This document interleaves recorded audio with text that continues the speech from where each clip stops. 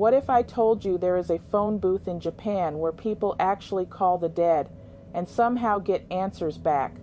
This isn't some urban legend or horror movie plot. This is real, and the story behind it will completely change how you think about grief, connection, and letting go. In the small coastal town of Atsuchi, Japan, stands what locals call the phone of the wind.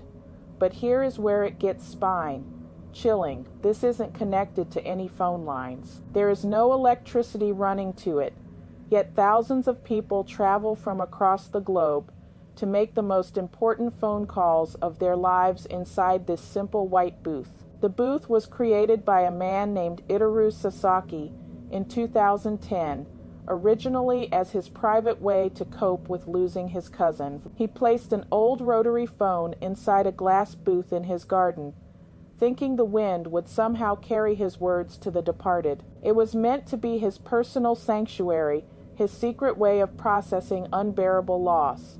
Then March 11, 2011 happened, the devastating earthquake and tsunami that killed over 15,000 people in Japan. Suddenly, Sasaki's private phone booth became something much more powerful. Word spread about this mysterious place where people could talk to those they'd lost, and grief-stricken families began making pilgrimages to his garden. Here is what absolutely blew my mind about this story. People don't just make quick calls and leave. They spend hours in that booth. Some bring photo albums to share. Others bring favorite foods of their deceased loved ones. Children call grandparents they barely remember. Parents have full conversations with kids who died too young. And here is the part that gave me actual chills. Many visitors claim they feel genuine responses during these calls.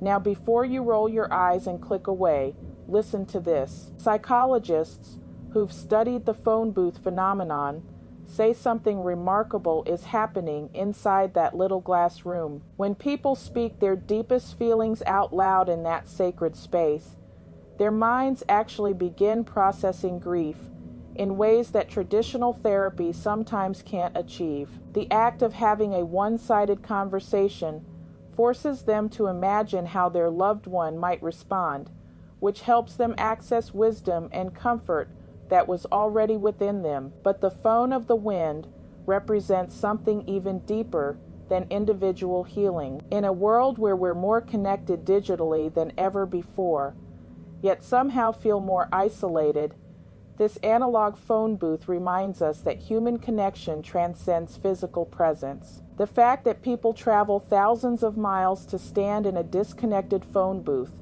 and talk to empty air proves how desperately we need spaces for raw, unfiltered emotional expression. The most beautiful part, Sasaki keeps the booth open to anyone who needs it, asking for nothing in return. He simply tends his garden and maintains this sacred space where the living can somehow touch the dead through words carried by wind. Sometimes the most profound technologies aren't smartphones or artificial intelligence. Sometimes they're just old rotary phones that connect hearts across impossible distances.